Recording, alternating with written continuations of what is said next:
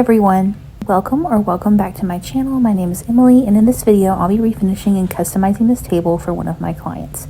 This is that classic 80s orange tone that everyone knows and hates, so the plan is to make it much more modern, borrowing some inspiration my client sent me in the form of Pottery Barn's Owen dining table. First things first, I started cleaning it with a 50-50 mixture of water and vinegar mixed with a little bit of Dawn dish soap. I always clean every piece first because daily life and even household cleaners leave all sorts of oils and residue on furniture pieces. If I were to start off by just sanding, I'd be grinding those oils, chemicals, and even dirt down into the wood, and it would keep my new finish from adhering and being durable long term. So always clean with a cleaner that has degreaser in it, and make sure that you thoroughly rinse that cleaner away. Otherwise, you can run into the same issue. I love using this scrubber brush that attaches to my drill, but the battery on my drill died, so I switched to using these microfiber cloths. You can also use sponges or old rags, whatever's your preference.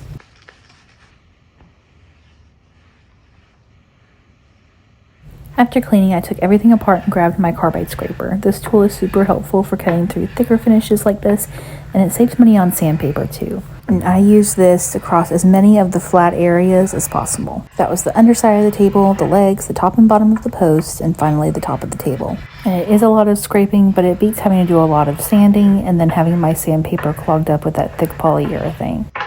I hope you're enjoying this video so far. If you are, please take a minute to like it, subscribe so you can see more of my videos, and also comment below with your thoughts. Would you try a carbide scraper, or would you prefer to skip straight to sanding? Also, does this count as a pedicure? Because I feel like it counts as a pedicure. You do want to make sure that you're keeping things safe when using a carbide scraper. Remember that blade is sharp. Try to make sure whatever project you're working with can't move around on you too much. Something else to remember is to keep even pressure across the blade so that you don't accidentally gouge the wood.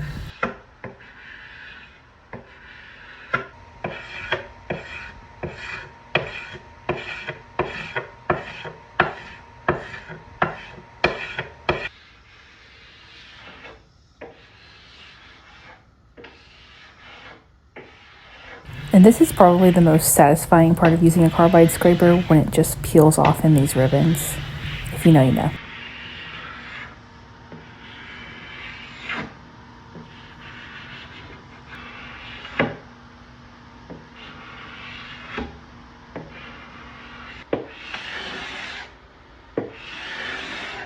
The rounded edge of the tabletop, I have this set of detail blades that are better for rounded areas or anything that has a lot of detail. And I will link everything that I'm using in this video in the description for you if you want to check it out.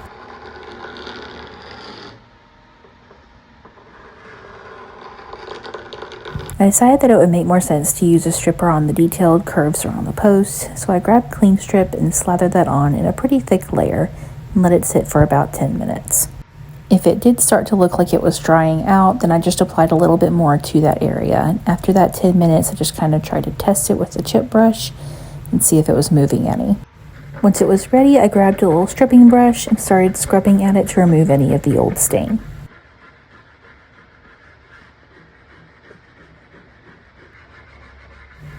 Once most of it was scrubbed away, I grabbed a spray bottle full of just water and started rinsing away the residue. Gave it one more good scrub, just to make sure I didn't have anything left.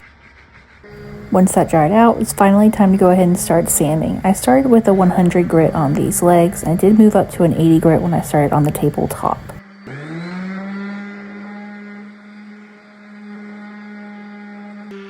And I don't know what kind of industrial grade stain this was, or finish, or whatever was on here, but it took forever and a day to sand off.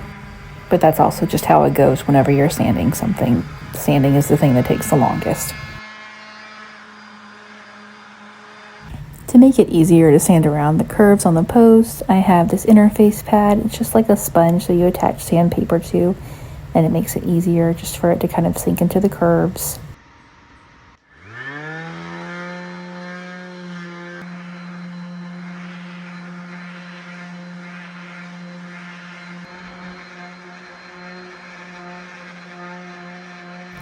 Did not mean that I got away without sanding off my fingertips though. After sanding with the 80 and the 100 grits, I then went up to the 120 grit and then finished with the 150 grit sanding by hand. And I would say that sanding by hand here probably wasn't required, but it does help to smooth out any marks from a sander, curly cues, and that sort of thing.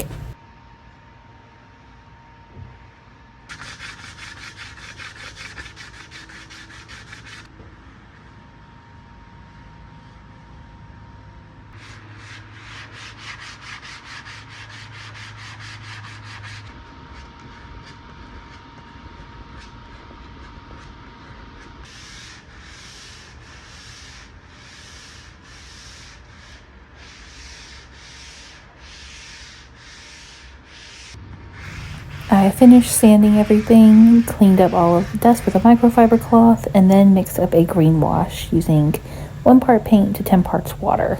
And the purpose of a green wash is just to cancel out any red or orange tones that are naturally in the wood, so that way it's going to bleach it out almost, and then when I go to put a stain on, it's not going to have that red or orange showing up through the stain. And I just applied this in sections and then wiped it back with a rag. And I am using Fusion Mineral Paint's Conservatory green color here.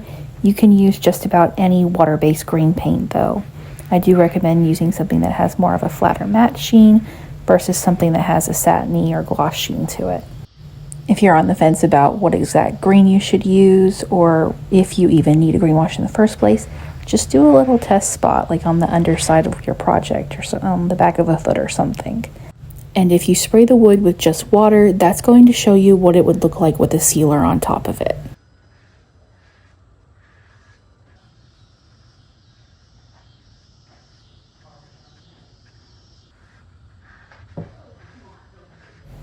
I gave my green wash a couple of hours to dry before I started sanding again with a 180 grit sandpaper just to smooth out any raised grain. And this is very much just a smooth out here. I don't want to remove any of the green wash that I've applied. This is just to smooth things out one final time so that my stain can go on perfectly. I wiped everything down with a microfiber one more time and then grabbed Varathane's Western Oak stain. This color is kind of gray, kind of weathered, and it's going to be perfect for the look we're going for. After stirring this pretty thoroughly, I went ahead and applied it almost the same as I did the green wash. Brushed it on with a chip brush and then wiped it back with a clean rag. I'm also working in small sections here to keep it manageable so I don't have too much at one point to wipe back. I'm also making sure to stir my stain thoroughly throughout this process because those pigments can settle to the bottom.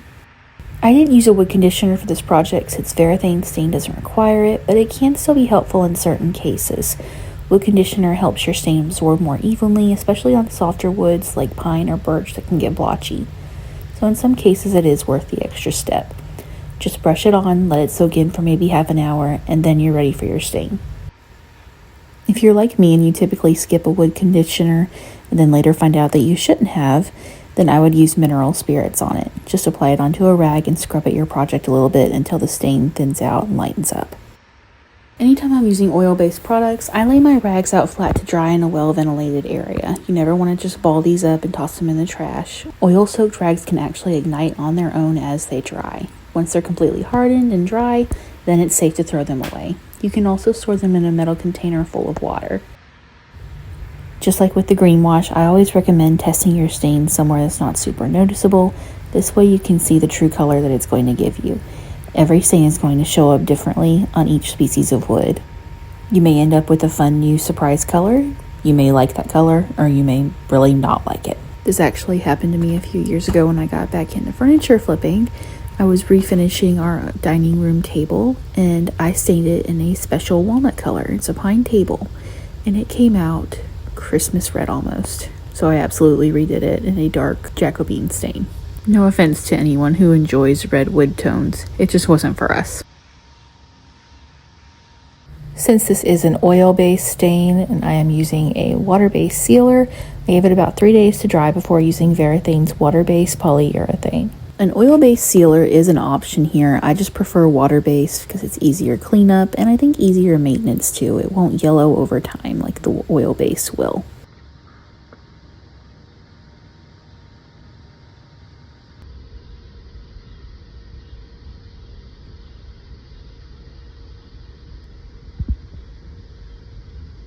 I love using these blue sponges for sealing. I dampen them with a little bit of water, then pour my sealer onto a paper plate and dip my sponge into that.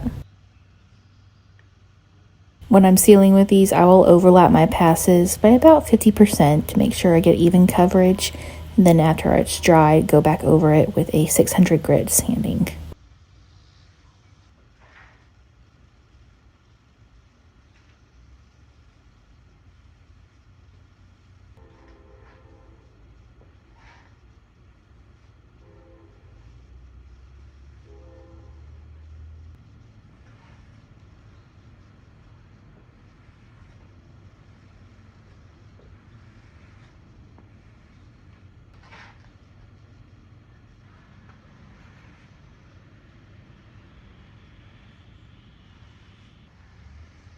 Did you think I was done? One final thing I did was apply Dixie Belle's Van Dyke Brown Glaze. This is just to give it an additional layer of color and a little more depth and interest to it. I applied this nearly the same as my stain, but because I sealed it first, I'm taking more off and just leaving a ghost of the color. It also settles into any details and cathedrals in the wood grain to make things extra pretty. Unless I want a super antique, grungy look, I always seal before applying glazes so they're easier to remove if I make a mistake or add too much in one section.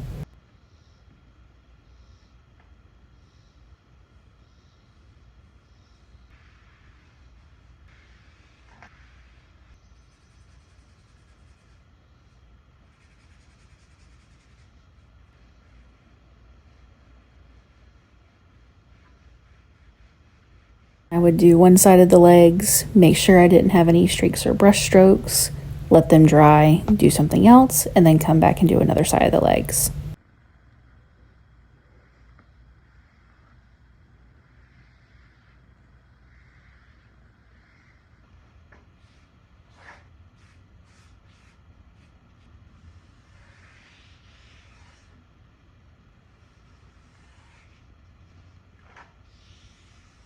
Hopefully here it's a little bit easier to see the color difference in between the glaze and then the just stain portions. It's just a little bit deeper and darker, a little more weatheredness to it.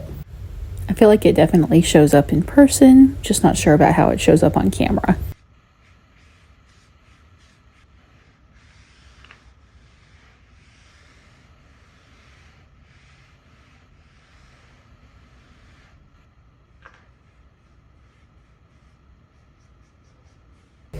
Then after that dries, I'll add another 2 coats of that satin water-based polyurethane.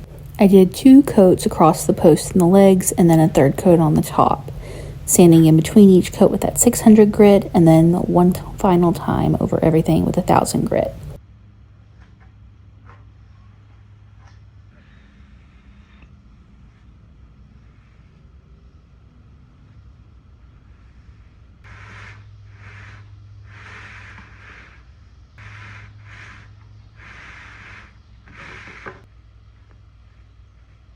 This final sanding is just to make sure that everything is butter smooth and there's no little tiny bits that dried wrong on there. Let's take one more look at the before in that ugly orange wood tone. Starting out, this table wasn't in terrible shape, it's just an outdated color. And here is the after. What do you think? I think I got it pretty close to the Pottery Barn Owen table that it was inspired by. I think that stain and the glaze really worked hand in hand to give it that perfect gray weathered look.